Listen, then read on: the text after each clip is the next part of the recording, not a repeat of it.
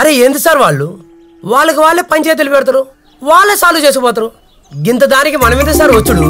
గొడవ జరగకుండా చూడనీకిరా. అట్లయితే స్టేషన్ కి రావచ్చుగా సార్.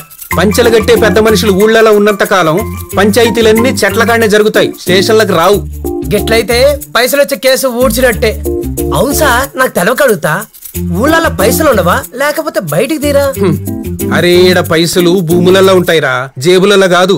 ఎప్పుడు పడితే అప్పుడు దీనికి 100 ఎకరాల రైతు కూడా కాడెద్దు పనికి పోతాడు, కానీ భూమిని అమ్ముకోడు. ఎందుకంటే దాన్ని నమ్ముకుంటాడు కాబట్టి.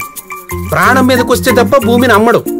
సో పైసలు ఎక్కడి నుంచి వస్తాయిరా? అయితే మనకి డబ్బులు వస్తాయన్న ఆశలు వదులుకున్నట్టేనా సార్? ఇంకా వస్తాయిరా, దానికి కూడా టైం రావాలి. పెద్దలంటారు చూడు, కళ్యాణం వచ్చినా కక్కొచ్చినా ఆగదన్నట్టు. గట్లా అది రావాల్సి ఉంటే వస్తుంది. Hi sir.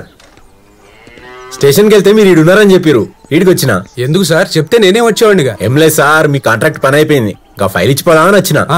Thank you so much sir. చెప్తే నేనే వచ్చి తీసుకునేవాడిని కదా సార్. ఓకే సార్, పోయే రాస్తానే కదా అని వచ్చిన. Thank you sir, thank you so much. ఉంటా సార్, చిన్న పని ఉంది. మస్తు ఖుషి చేసారు sir. Okay sir, anyways congrats. Thank you sir. Sir మళ్ళీ కాంట్రాక్ట్ దావత్ ఇయ్యాలా? ఏ గట్లనే నడు. సరే.